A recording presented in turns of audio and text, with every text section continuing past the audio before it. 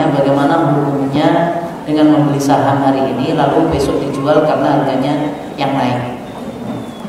Karena ini kayaknya dari kemarin ditanyanya di ini lagi nggak dapat ini, kasihan ya. Masya Allah. Nggak ada hubungannya, tapi dari kemarin kayaknya saya mau melanjutkan pertanyaan kemarin. Jadi ini kayaknya penting juga untuk dilihat. Baik. Pertama berkaitan dengan transaksi saham, ada banyak sekali turunan pembahasan yang dikaji oleh para ulama. Yang kalau boleh kita sebutkan, pertama dilihat dari tujuan pemain saham. Secara umum bisa kita bagi menjadi dua. Ada yang dia tujuannya adalah untuk dapat dividen, sehingga dia beli saham biar nanti dapat bagi hasil. Maka saat dia beli, tujuan dia disimpan nanti biar dapat bagi hasil. Kalau kemudian dia sudah merasa bosan atau pengen uang, dia cairkan. Kemudian yang kedua, ada pemain saham yang tujuannya untuk trading, sehingga yang dia perhatikan adalah naik turunnya harga saham dan dividen maupun yang tujuan trading. Ada satu hal yang perlu diperhatikan, yaitu berkaitan dengan indeks saham yang syar'i, indeks saham yang memenuhi kategori syariah.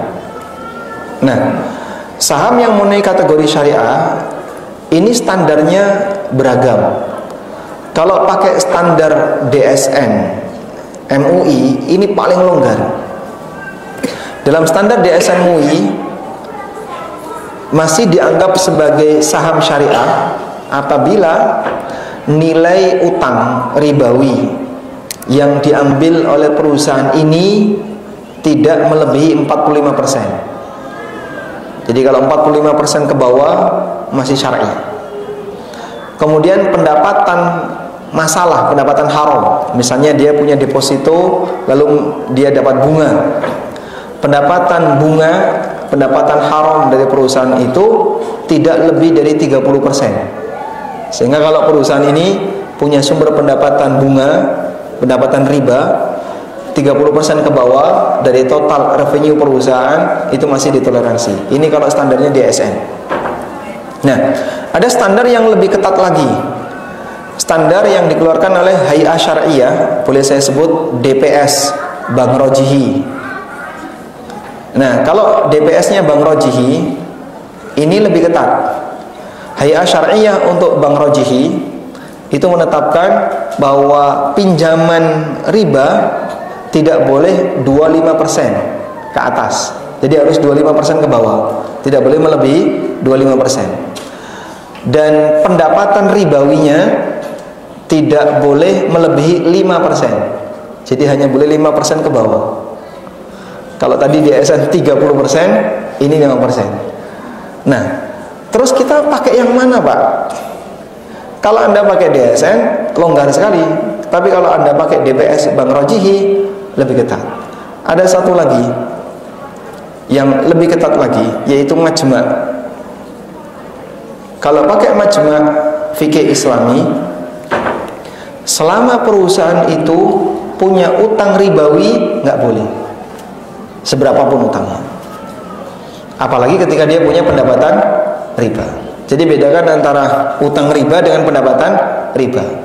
Utang riba itu perusahaan mengambil dana dari lembaga ribawi dengan transaksi riba, dengan akad riba.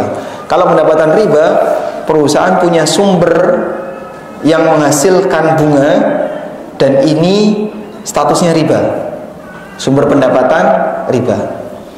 Baik. Dan untuk sementara ini saya masih menilai lebih kuat pendapat majma', sehingga selama perusahaan itu punya utang ribawi, apalagi pendapatan ribawi, maka kita tidak diperkenankan untuk membeli saham darinya. Saya sempat tanya sama salah satu kawan yang beliau pernah berprofesi sebagai manajer investasi di perusahaan pialang saham cukup lama. kurang lebih 10 tahunan beliau kerja di situ. Saya tanya, ada nggak sekarang perusahaan di Indonesia yang indeks syariahnya tidak punya utang riba?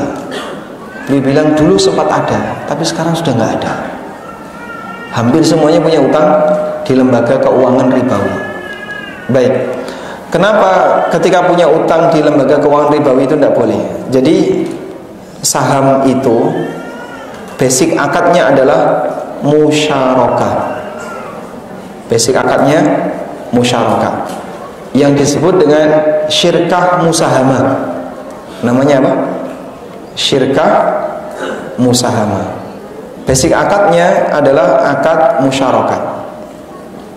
Nah, karena basic akadnya adalah akad musyarakah,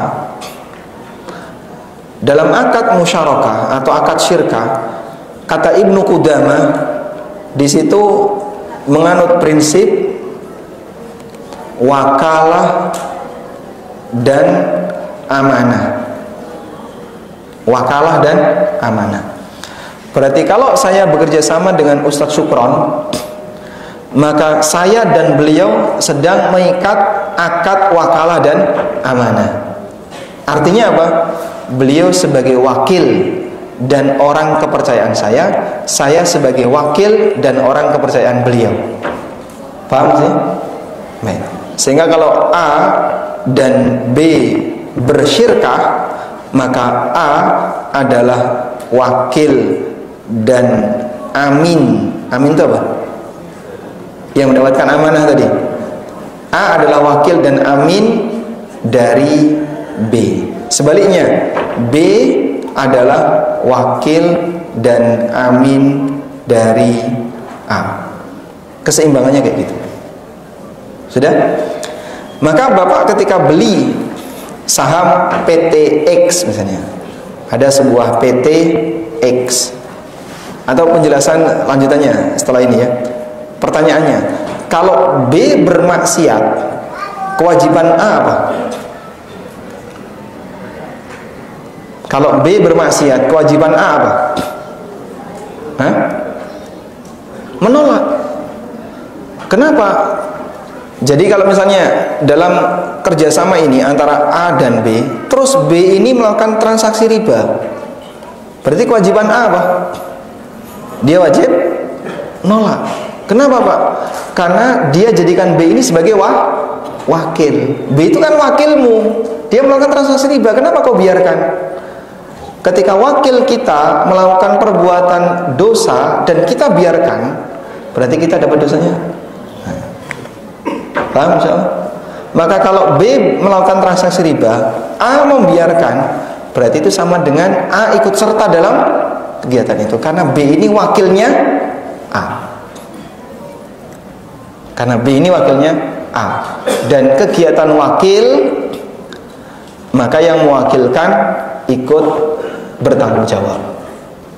Kecuali kalau dosa pribadi. Kalau dosa pribadi A tidak bertanggung jawab. Tapi kalau dosa dalam sistem usaha itu A ikut bertanggung jawab. Insya Allah bisa dipahami? Baik. Nah, sekarang ada PT X. A ikut terlibat beli saham di PT ini. Berarti kan selanjutnya A dan PT X bekerja sama. Posisi A ikut beli sahamnya. Terus PT X bermaksiat. Ini melakukan riba dalam sistem kerjasama tadi. Dia punya utang ribawi. Ya, maka A jangan setuju. Terus gimana kalau nggak setuju? Ya kamu larang PT X untuk transaksi riba. Oh nggak bisa Pak, kita nggak punya kuasa kayak gitu. Kalau nggak punya kuasa ya jangan ada di situ. Kamu harus keluar. Nah, itulah yang jadi pertimbangan kenapa ada ulama yang memfatwakan bahwa beli saham di perusahaan yang dia punya modal dari lembaga keuangan ribawi hukumnya dilarang. Wallahu a'lam.